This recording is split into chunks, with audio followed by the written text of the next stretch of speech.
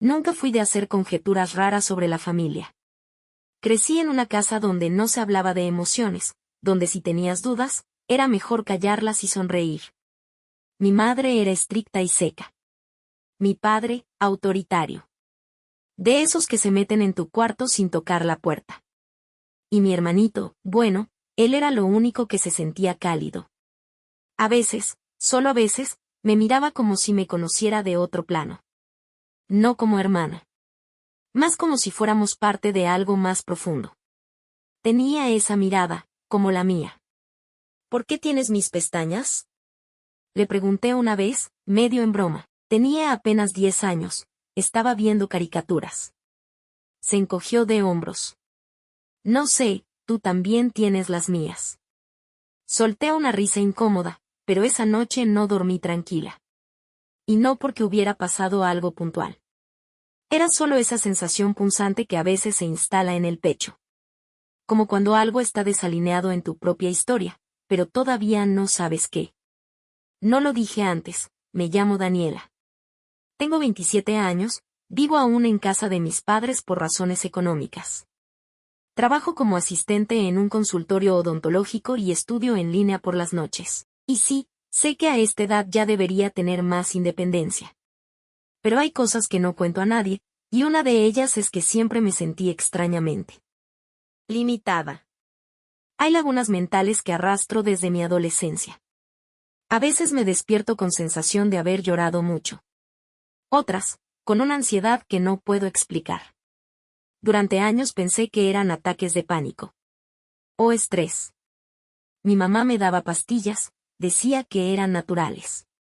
No sabría decir si me hacían bien o mal, pero me mantenían atontada.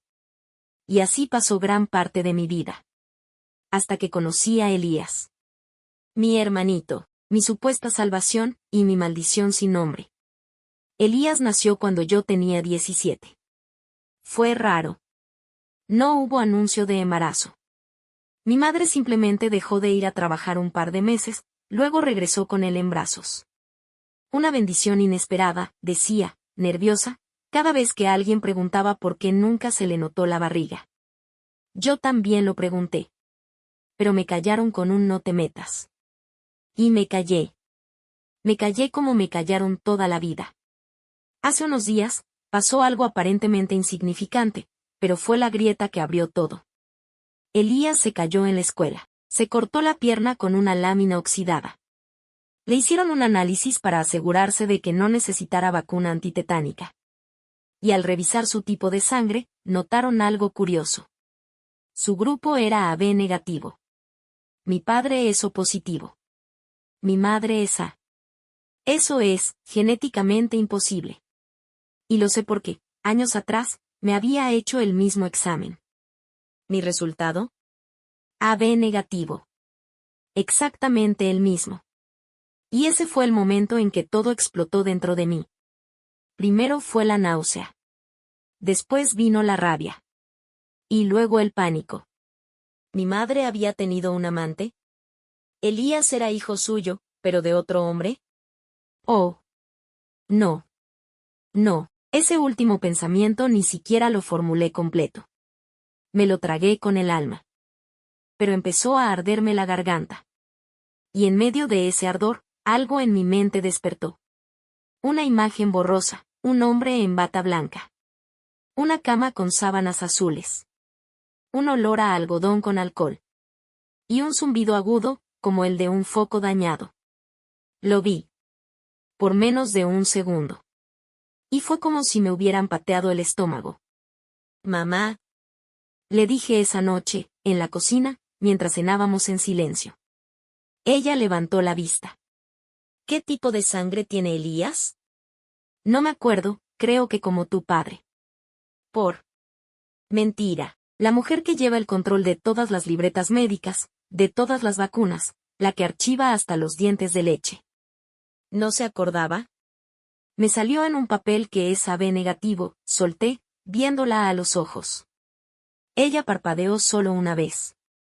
Luego, se sirvió más sopa. De seguro es un error.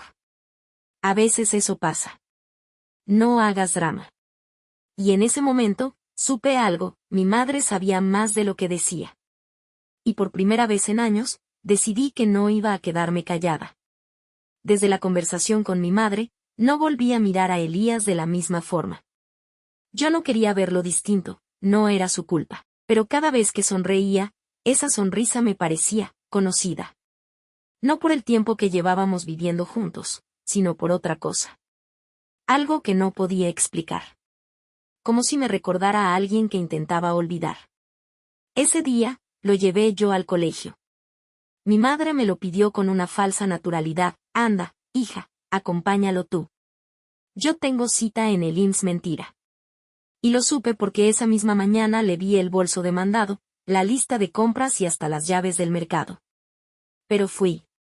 Y en el camino, Elías me dijo algo que me hizo frenar en seco el carro. Anoche soñé contigo, me dijo con esa voz bajita que usa cuando quiere contarme algo serio. Ah, sí. ¿Qué soñaste? Que eras mi mamá. Traté de reírme. Pues claro, soy casi como tu segunda mamá. Pero él negó con la cabeza. No. En el sueño estabas en un hospital. Me tenías en los brazos y llorabas mucho. Sentí un calor subir desde el estómago hasta los oídos. Tuve que orillarme. Respiré hondo. No era la primera vez que Elías decía cosas que no cuadraban.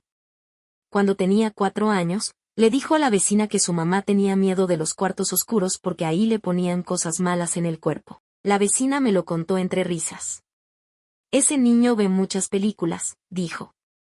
Yo reí. Pero por dentro, algo se me apretó. Esa noche no pude dormir. Me acosté temprano, fingiendo una migraña. Pero en realidad quería tener un momento a solas para revisar una vieja caja que había guardado desde hace años y que estaba bajo llave, mi diario de los 13 años. No lo abría desde que tenía 18. Lo hojeé sin saber qué esperaba encontrar. Había garabatos, frases inconexas, y luego, en una hoja arrugada, leí: hoy desperté con la pijama manchada. Mamá me dijo que es mi cuerpo creciendo. Pero me duele al sentarme. No quiero que papá me abrace cuando estoy dormida. Me da miedo. Él dice que estoy loca. Casi vomito ahí mismo. Mi vista se nubló. Sentí un golpe en el pecho. Y las imágenes, esas que mi mente había guardado en cajas selladas durante más de una década, empezaron a empujar las tapas. Esa noche soñé con un frasco color ámbar. Un frasco sin etiqueta. Un frasco que, en el sueño, estaba en mi velador. Y una voz, la de mi madre, diciendo: tómate esto, para que duermas como los angelitos. Desperté sudando, el corazón reventándome las costillas. Me fui directo al baño. Quería lavarme la cara. Pero cuando me miré al espejo, vi a una niña asustada. Vi a la Daniela de 13 años con los ojos grandes, abiertos como platos, y las piernas temblando. Vi a esa niña, y entendí que nunca me fui de esa edad. Solo seguí funcionando como un cascarón roto. A la mañana siguiente, no fui al trabajo. Fingí estar enferma. Esperé a que mi madre saliera y, en cuanto lo hizo, entré a su habitación. Busqué con rabia. Con el corazón en la boca. No sabía exactamente qué buscaba, pero sabía que iba a encontrar algo. Y lo hice. Detrás del ropero, en una bolsa plástica, encontré una caja de medicinas vencidas. Una de ellas se llamaba Zolpidem. Un sedante fuerte, usado para pacientes con insomnio crónico, o para mantener sedados a pacientes con ansiedad severa. Nunca fue natural. Mi madre me drogaba. Y lo peor es que lo hacía cuando yo era menor. Lo anotaba incluso en una libreta: dosis, horas, anotaciones médicas como si fuera una profesional. Dani durmió tranquila. Despertó con náuseas. Bajar la dosis a media pastilla. No quiso tomársela, la disolvimos en leche. No recuerda nada de anoche. Perfecto. Perfecto. Ese fue el momento en que lo supe. Yo no estaba loca. Me habían hecho creer que lo estaba, para que no recordara lo que ocurrió entre esas paredes. Para tapar lo que mi padre hizo. Y para que jamás, jamás, se me ocurriera decir algo. Salí corriendo de esa habitación. Vomité en el baño. Y mientras estaba en el suelo, abrazando la taza del váter, lo supe, mi hermanito no era mi hermano. Y ese recuerdo, esa verdad apenas comenzaba. Ese mismo día, después de encontrar el frasco de Solpidem y la libreta de mi madre, decidí hacer lo que nunca me había atrevido, volver a la clínica donde me internaron a los 14 años. Sí. Fui internada, no por intento de suicidio, no por ataques de histeria, sino por conductas erráticas, como decía el reporte médico que leí una vez a escondidas. Yo decía cosas sin sentido, según mi madre. Contaba historias de hombres en mi cuarto, gritaba en las noches, lloraba por cosas que no recordaba. Y todo, según ella, era producto de una mente desequilibrada. Hasta ese día, me lo había creído. Llegué a la clínica con una excusa sencilla: quiero una copia de mi historial. Lo necesito para cambiarme de especialista. La recepcionista me pidió mi CORP. Me hizo llenar un formulario y esperé. 20 minutos después, me entregaron un sobre cerrado, sellado, con mi nombre. Cuando lo abrí en el carro, en pleno estacionamiento, el mundo me tembló entre los dedos. Había al menos 4 informes distintos firmados por psicólogos y psiquiatras. Notas clínicas, observaciones, resúmenes de sesiones. Y un detalle que me partió en dos: paciente presenta recuerdos suprimidos que emergen bajo hipnosis controlada. Relata episodios de abuso por parte de figura paterna. La madre, al ser notificada, solicitó no continuar con el tratamiento psicológico. Fue dada de alta por decisión familiar, no médica. Me faltó el aire. Tuve que abrir la puerta del carro para no ahogarme. Mi madre sabía. Mi madre lo supo todo. Y no solo lo supo, lo frenó, lo ocultó, lo borró de mi historia clínica. El resto de ese día lo pasé como zombi, recorriendo mentalmente cada rincón de mi adolescencia. Las veces que despertaba empapada de sudor. Las pastillas con leche caliente. Las duchas a mitad de la madrugada. Las migrañas que me daban cada vez que mi papá llegaba de un viaje. Mi cuerpo lo sabía desde siempre. Esa noche no pude ver a Elías. No podía mirarlo sin sentir un nudo desgarrador. Porque la verdad empezaba a tomar forma. Una forma horrible, imposible de aceptar, y sin embargo, inevitable. Si yo había sido abusada. Y si me habían sedado. Y si justo a los 17 desaparecí 3 meses de la escuela con la excusa de una crisis emocional severa. Y si justo 9 meses después apareció un bebé en casa, sin que nadie supiera de un embarazo. No podía ser coincidencia. Fui al baño con el celular temblándome en la mano. Busqué la app del IMSS digital, y aunque nunca le había puesto mucha atención, ahí estaban los datos de Elías. Mi madre nos había afiliado a todos. Ingresé su CORP, busqué antecedentes clínicos. Y allí estaba, fecha exacta de nacimiento. Peso. Complicaciones de parto. Y una línea más que se me incrustó como un cuchillo: madre biológica, Daniela G. Me puse a llorar. Pero no fue un llanto de pena. Fue un llanto animal. Un grito contenido durante 10 años. Una voz que por fin se abría paso por entre las pastillas, las mentiras y las noches robadas. No recuerdo el parto. No recuerdo el embarazo. Pero los papeles no mienten. Y ahora lo sabía con certeza: mi hermano es mi hijo. Y lo peor, lo verdaderamente insoportable, es que ni siquiera sé cómo fue concebido. Pero lo intuía. Lo presentía. Y ese presentimiento me llevó a tomar la decisión más dolorosa de mi vida: confrontar a mi madre. La confronté en la cocina. No hubo advertencia, ni preámbulo, ni tacto. Tenía el expediente médico en una mano y el celular con los datos del IMSS en la otra. ¿Quieres que te lo lea yo, o lo haces tú? ¿Qué estás diciendo, Daniela?, me dijo, dándome la espalda mientras lavaba platos. Estoy diciendo que ya sé la verdad. Que sé que Elías no es mi hermano. Es mi hijo, y tú lo sabías desde el primer día. Silencio. Ella siguió lavando como si no hubiera escuchado nada. Pero sus manos temblaban. Podía oír cómo los platos chocaban entre sí. ¿te estás escuchando? Me dijo por fin, sin voltearse. ¿De dónde sacas esas barbaridades? ¿Del IMSS? ¿De mi expediente psiquiátrico? ¿De las recetas médicas que escondías como una criminal? Entonces se giró. Y ahí fue cuando supe que lo sabía todo. Porque no negó. No gritó. No me llamó loca. Solo me miró, y lloró. Te juro que traté de protegerte, dijo con una voz temblorosa. Yo no sabía qué hacer, Daniela. Eras una niña. Me violó. Grité. Lo sé, gritó también. Y casi me mata cuando traté de denunciarlo. Me quedé en silencio. ¿Qué? Yo lo supe.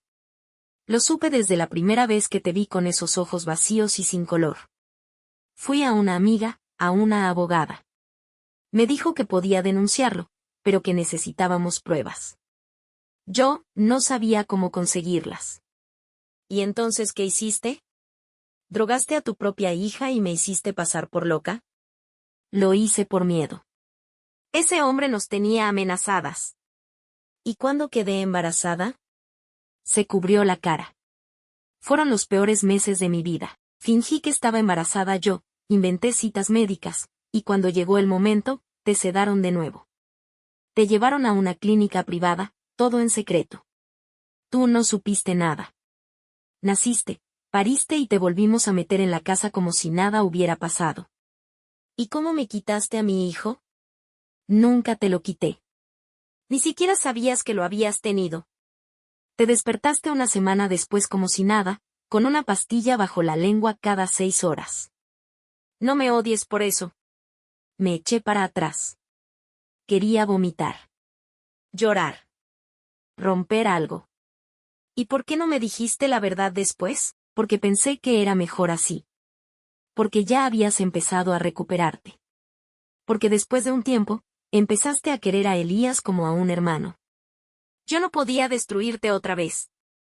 No recuerdo cómo terminé llorando en el suelo. Solo sé que me abrazó. Y por un momento me dejé.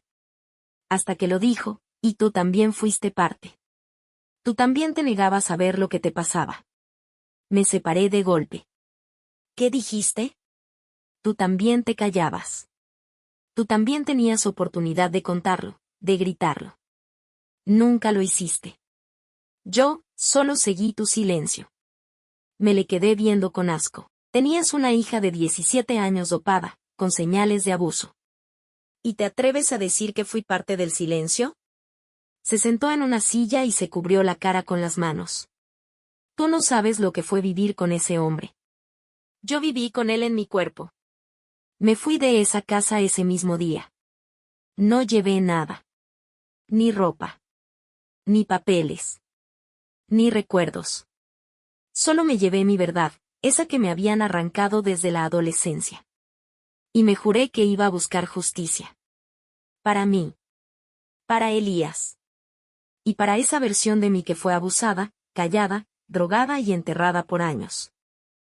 Me fui de esa casa con lo opuesto, pero con la determinación de no volver a ser cómplice de su silencio.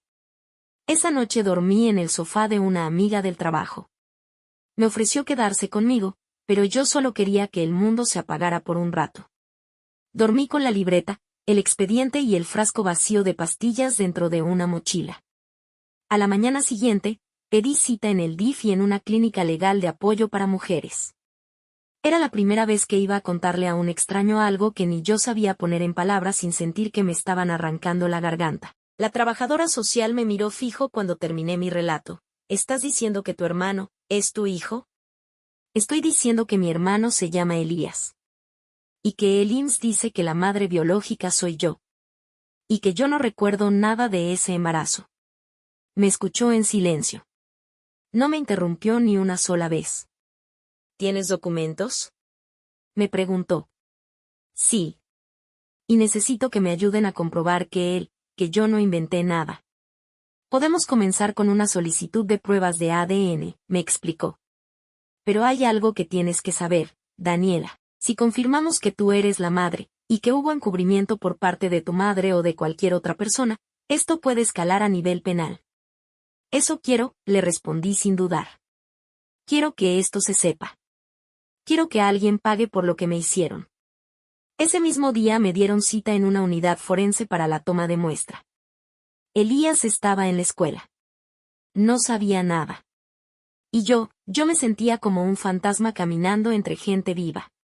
Con el estómago cerrado y los dientes apretados. Con un fuego en el pecho y una rabia que ya no me cabía adentro. Esa tarde fui a la clínica privada donde supuestamente nació Elías. San Rafael, al sur de la ciudad. Tuve que dar su nombre completo, fecha de nacimiento y nombre de la madre que aparece en el acta. La recepcionista buscó en la base de datos. Teclado. Silencio. Teclado. Más silencio. Sí, tenemos expediente, dijo finalmente.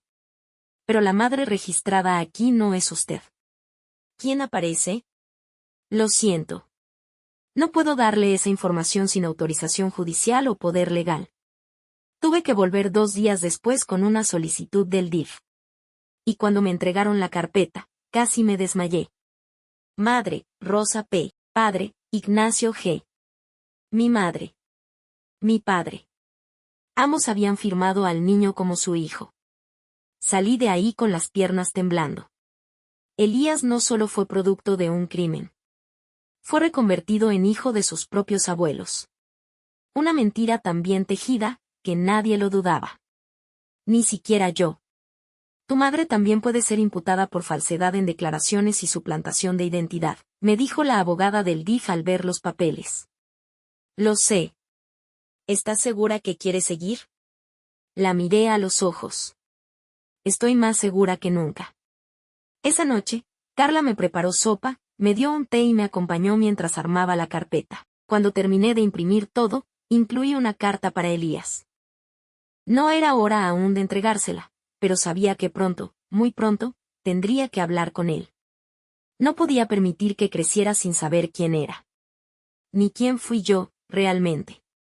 La prueba de ADN tardó 12 días. 12 días en los que mi corazón no volvió a latir tranquilo.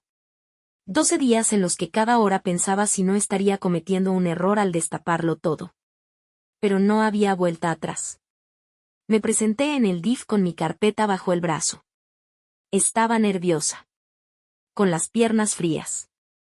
Y con una carta en el bolsillo que aún no sabía cuándo ni cómo entregar, una carta para Elías. La psicóloga del área infantil me hizo algunas preguntas. ¿Tienes contacto con él actualmente? No. Desde que me fui de casa de mi madre, no me han dejado verlo. Me dijeron que estaba confundido. ¿Y cómo quieres proceder si la prueba confirma tu maternidad? Quiero que sepa la verdad. Quiero su custodia legal. No quiero que crezca creyendo que fue producto de una mentira. La mujer asintió, seria. ¿Estás lista para oír el resultado? Solo respiré hondo y asentí. Sacó un sobresellado y lo abrió frente a mí. Lo leyó primero en silencio, luego me lo extendió. Probabilidad de maternidad, 99.9998%. Tuve que sentarme. Lloré. No de tristeza, ni de alivio. Lloré porque algo tan devastador por fin tenía nombre. Era mi hijo. Siempre lo fue. Y me lo arrebataron. Vamos a iniciar el procedimiento legal, me explicó la abogada. Puedes pedir su custodia, o bien denunciar a tu madre formalmente. Las dos cosas se pueden hacer en paralelo. Le respondí lo obvio, voy a hacer las dos. Pero antes, tenía que hablar con él. Una semana después, gracias a la intervención del DIF, se autorizó una sesión supervisada entre Elías y yo en sus instalaciones. No sabía qué esperar. Ni cómo iba a mirarme. Tenía miedo de que me odiara. Cuando entró, lo vi más alto. Más serio. Con el mismo lunar debajo del ojo que yo. Hola, le dije con voz entrecortada. Él no respondió de inmediato. Se sentó frente a mí, con la psicóloga al lado, y bajó la mirada. ¿Cómo estás? ¿Por qué ya no vives con nosotros? Me preguntó de golpe. Porque, tragué saliva, porque me di cuenta de algo muy importante. ¿Malo? Sí. Muy malo. pero no fue tu culpa. Durante casi una hora, hablamos de todo, menos de la verdad. No quería soltarlo así.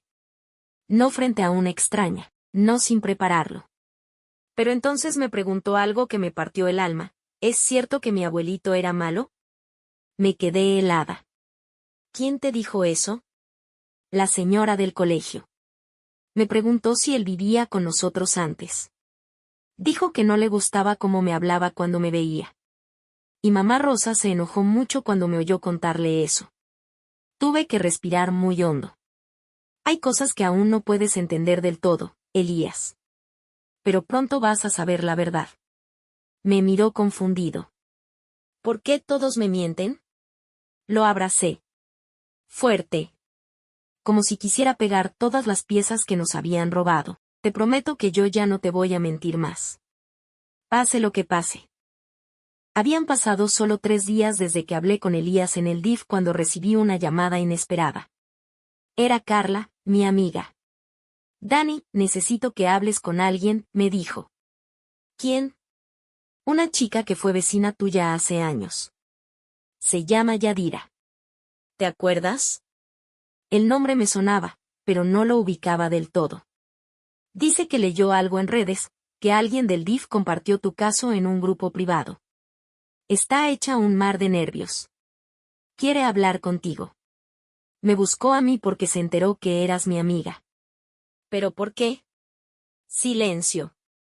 Dani, dice que tu papá también le hizo cosas a ella cuando era niña. La voz de Yadira era temblorosa. Me citó en un café, me dijo que no sabía cómo empezar, que llevaba años tragándose algo que le enfermaba, que tuvo intentos de suicidio en la adolescencia. Yo tenía 9 años, dijo, sin mirarme a los ojos. Tu papá iba a hacer trabajos a mi casa, de plomería. Un día se ofreció a cuidarme cuando mi mamá tuvo que salir de emergencia con mi hermana menor. Me dejó sola con él. Se me revolvió el estómago. Me hizo cosas, dijo, bajando la voz hasta hacerla un susurro. No necesitaba que dijera más. Cuando le conté a mi mamá, no me creyó. Lo conocían como el señor trabajador, educado, respetuoso. Me callaron. Y después ya nadie me hizo caso. Me pidió permiso para hablar con la abogada del DIF. Quería que se supiera. Que aunque Ignacio ya estaba muerto, su nombre no quedara limpio. Yo estaba helada. Yadira no quería dinero, no quería pleito. Solo justicia moral. Y su testimonio fue lo que hizo que la carpeta se fortaleciera. A la par, comenzamos con la denuncia formal contra Rosa por falsificación, ocultamiento y encubrimiento. Le notificaron el proceso y la citaron a declarar. Y entonces, todo explotó. Mi madre fue a televisión local. Filtró el caso. Dijo que yo la estaba acosando falsamente. Que mi hija tiene problemas mentales. Que todo era una calumnia porque le prohibimos ver a su hermanito por agresiva. Y por unos días, la opinión pública se le volteó a mi favor. Porque la gente no es tonta. Porque había documentos, pruebas de ADN, y una verdad que ya no se podía tapar. Y entonces, otra persona más apareció. Un primo lejano. Julio. Un hombre callado que había sido cercano a mi padre en sus años de juventud. Llamó a la fiscalía para dejar un testimonio anónimo, pero desgarrador. Ignacio no era el hombre que todos creían. Yo también sospeché cosas, con su hija. Una vez lo vi salir de su cuarto, y ella estaba aturdida. Dije algo. Me corrieron de la casa. Las piezas encajaban. Cada testimonio era una astilla clavándose más hondo. Pero también, una tabla de salvación. Yo ya no estaba sola. Ignacio se había ido. Pero ahora el mundo iba a saber quién era en realidad. A Rosa la citaron a comparecer. No se negó. Se presentó con su blusa blanca de misa y la cara tiesa, como si estuviera yendo a un trámite bancario. Yo estaba en la sala contigua, viendo por una ventana de vidrio polarizado. Señora Rosa, ¿reconoce este expediente clínico? Sí. Es de mi hijo. ¿Y firmó usted como madre biológica? Así es. ¿Sabía que ese niño nació del vientre de Daniela, su hija? Silencio. Un parpadeo lento. Una respiración más profunda. Yo, no. No lo sabía. El expediente muestra que usted firmó como madre. También su esposo. ¿Quién tramitó el acta?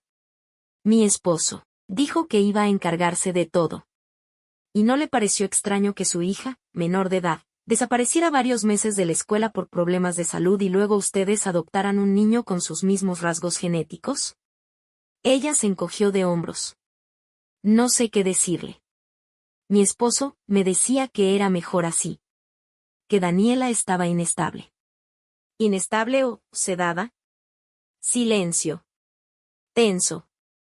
Espeso. Rosa pidió un receso para ir al baño. Lo que no sabía era que Elías estaba ahí afuera. Había llegado con Carla, que lo estaba cuidando mientras yo declaraba, pero en ese momento, por una confusión de salas, pasó cerca del área donde Rosa salió furiosa, hablando por teléfono. No puedo creer que me estén culpando de esto, decía a gritos. ¿Qué querías que hiciera? Abortar era ilegal. Era mejor que pensara que era su hermanito. Tú fuiste el que se la cagó. Elías la oyó. Completo. Todo. Se quedó petrificado. Mamá Rosa. Ella volteó. El teléfono se le cayó de la mano. No, no es lo que crees, entonces, ¿toda mi vida es una mentira? Carla corrió a detenerlo. Yo salí justo cuando vi su cara, pálida, con las pupilas dilatadas, como si le hubieran arrancado el piso. ¿Por qué nadie me lo dijo? Gritó, ¿por qué me hicieron esto?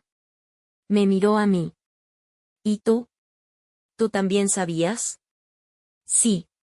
Elías, soy tú, no. No quiero oírlo. No quiero escucharlos a ninguno. Corrió. Salió del edificio llorando. Un policía de apoyo intentó seguirlo. Carla lo alcanzó y lo abrazó fuerte hasta que dejó de forcejear. Y yo. Yo me deshice en llanto. El momento que tanto temía había llegado. Pero no de la forma que planeé. No con calma.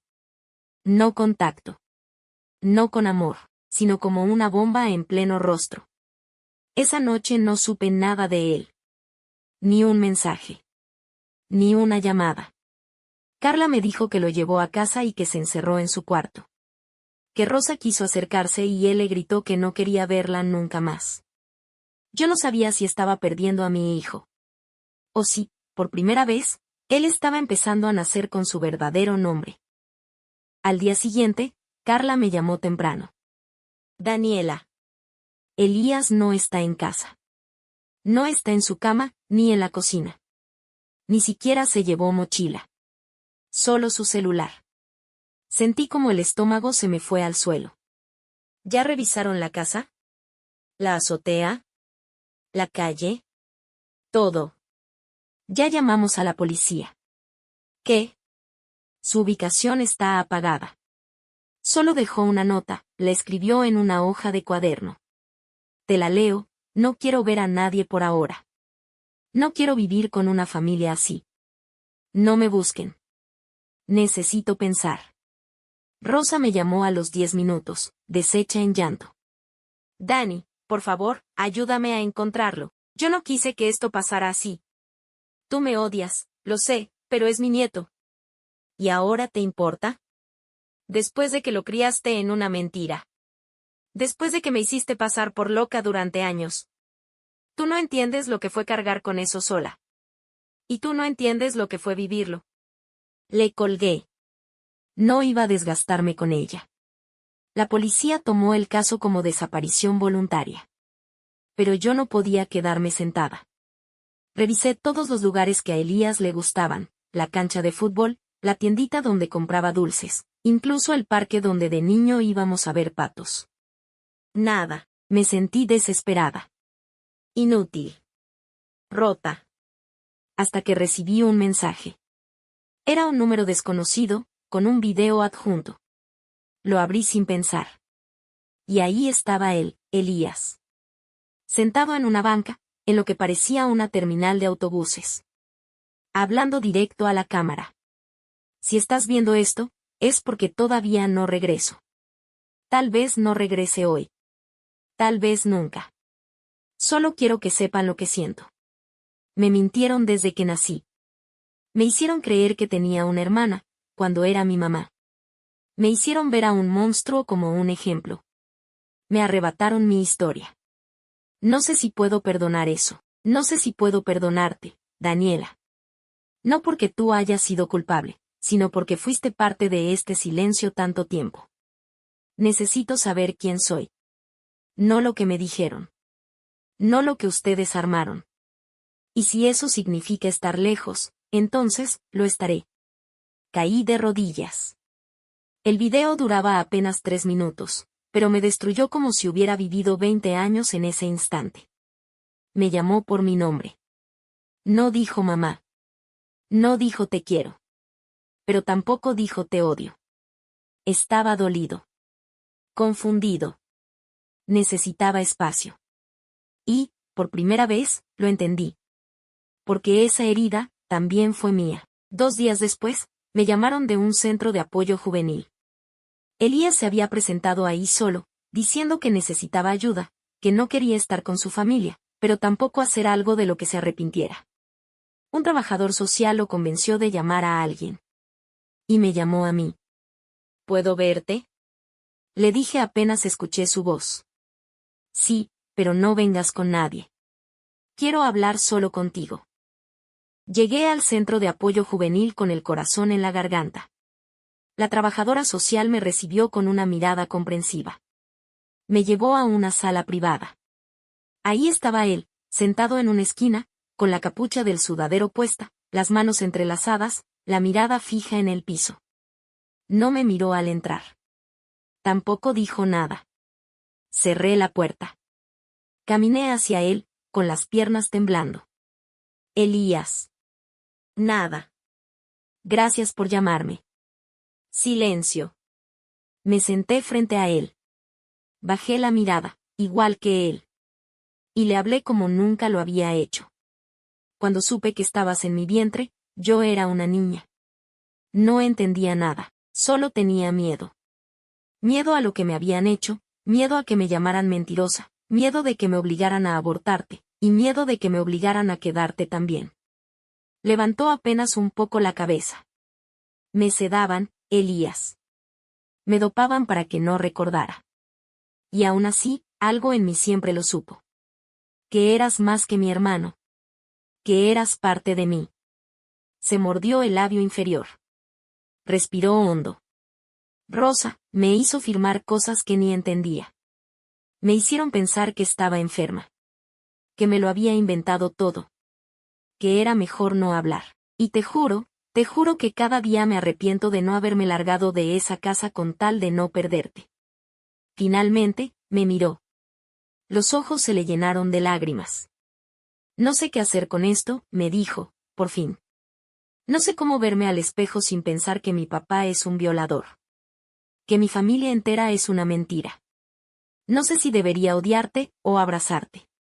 Se me quebró la voz. Haz lo que sientas. No te voy a forzar a nada. Solo quería decirte que lo que más deseo en esta vida, es que algún día puedas perdonarme. Yo no sé si puedo, dijo él, y eso dolió más que cualquier golpe, pero tampoco quiero cargar con esto solo. Ya no. Nos quedamos en silencio largo rato. Luego, se acercó. Puso su cabeza sobre mis piernas, como cuando era niño. Y yo, temblando, le acaricié el cabello. Él lloraba. Yo también. Fue la primera vez que me llamó mamá. Mamá, ¿vas a estar conmigo? Hasta el último día de mi vida. No resolvimos todo ese día. Pero fue el principio. Empezamos terapia juntos. El DIAF lo reubicó conmigo, con Carla como tutora legal temporal mientras avanzaban los trámites. Rosa fue notificada de una posible imputación por encubrimiento agravado y falsificación de documentos oficiales. Afuera, la gente seguía opinando. Algunos me llamaban valiente. Otros, mentirosa. Pero ya no me importaba. Porque por primera vez en años. Yo también sentía que estaba viva. La noticia explotó más rápido que un incendio en bosque seco. Elías, el joven que hasta hace poco había desaparecido, decidió que ya no se callaría. Convenció a su madre y a Carla de que necesitaba hablar públicamente, contar su verdad para que nadie más sufriera en silencio. La entrevista fue transmitida en vivo. No hubo filtro. No hubo pausa para respirar. Ni siquiera una lágrima contenida. Elías habló con una voz firme, pero con ese quiebre en el fondo que solo se siente cuando cada palabra es un puñal. Fui víctima de un abuso sistemático, de una mentira que mi familia protegió durante años. Y no solo fui yo. Hay más como yo, que sufrieron en silencio por miedo, por vergüenza o por la manipulación de quienes debían protegernos. Los periodistas no dejaban de hacer preguntas. Rosa se encontraba en prisión preventiva, enfrentando cargos graves. Su esposo desapareció del mapa. Y en redes sociales, la conversación se volvió un campo minado. Unos apoyaban a Elías, otros lo tachaban de traidor, y algunos intentaban defender a Rosa a pesar de todo. Pero para mí, lo más importante fue ver a mi hijo, por fin, alzar la voz. No solo para denunciar, sino para sanar. Al salir de la entrevista, nos esperaba la policía para llevarnos a una nueva audiencia. Elías estaba nervioso, pero esta vez con la confianza de quien tiene la verdad de su lado. En el tribunal, se presentaron documentos, videos y testimonios que confirmaban años de encubrimiento, firmas falsificadas, médicos que encubrieron sedaciones, incluso grabaciones donde Rosa y su esposo discutían qué hacer para mantener la mentira. La justicia parecía abrir sus puertas después de tanto tiempo. Pero el camino aún era largo. En casa, el ambiente era tenso, pero también lleno de esperanza. Carla seguía siendo un pilar fundamental para los dos. Yo intentaba ser la madre que Elías necesitaba, aunque a veces sentía que el peso de tanto dolor nos podía aplastar. Él, sin embargo, empezaba a sonreír más. A abrirse. A permitirse confiar. Un día, mientras revisábamos documentos legales, recibí un mensaje privado en redes sociales. Era de alguien que decía haber vivido algo similar. Que quería hablar conmigo. Sentí que la historia apenas comenzaba. Que Elías no estaba solo. Y que, juntos, íbamos a enfrentar la tormenta. El tribunal dictó sentencia. Rosa fue condenada por encubrimiento agravado, falsificación de documentos y negligencia grave. Su esposo, como cómplice principal, fue declarado prófugo y se emitió una orden internacional de captura. Por fin, después de años de tormento, la justicia empezó a hacer su trabajo. Elías y yo salimos del tribunal tomados de la mano, sintiendo que un peso enorme se había levantado de nuestros hombros. ¿Qué sigue ahora, mamá? Me preguntó con una mezcla de miedo y esperanza. Ahora empieza lo difícil, le respondí. Sanar. Aprender a vivir con la verdad y construir la familia que merecemos. Carla nos esperaba con una sonrisa. Su apoyo había sido un faro en la oscuridad. En los meses que siguieron, Elías asistió a terapia intensiva, reconstruyendo su confianza y redescubriendo quién era realmente. Yo hice lo mismo, enfrentando mis propias culpas y aprendiendo a perdonarme. Poco a poco, nuestra relación se fue fortaleciendo, no como la de madre e hijo perfecta de cuentos, pero sí como la de dos personas que decidieron luchar juntas contra el pasado. Recibí un último mensaje de la persona que me contactó en redes sociales. Era otra víctima que finalmente se había atrevido a hablar. Sentí que este caso era solo la punta del iceberg. Que las sombras que habíamos enfrentado eran más profundas y extendidas de lo que imaginábamos. Pero también supe que mientras alguien tenga el valor de alzar la voz, nada puede quedar enterrado para siempre. Elías me dijo una vez algo que no olvidaré jamás: mamá, la verdad duele, pero también libera. Y con eso, cerramos un capítulo oscuro para abrir uno nuevo lleno de posibilidades. Esta historia no es solo nuestra. Es la de todos los que luchan contra mentiras que les roban la vida.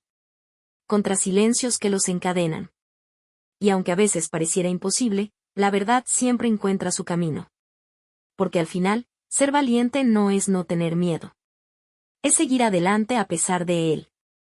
Si llegaste hasta aquí, gracias por escuchar esta historia. No es solo una narración, es una realidad que, por desgracia, muchas personas viven en silencio. A todas aquellas víctimas de abuso, manipulación o violencia familiar, no estás sola. No estás solo. No fue tu culpa. El silencio protege al agresor, pero la verdad, aunque duela, es el primer paso hacia la libertad. Si fuiste violentado o violentada, existe ayuda. Existen líneas de apoyo, psicólogos, refugios y personas que creen en ti incluso cuando sientes que nadie más lo hará. Habla. Pide ayuda. No tengas miedo de romper el ciclo. Tu historia no tiene que terminar en dolor. Aún puedes escribir un nuevo comienzo.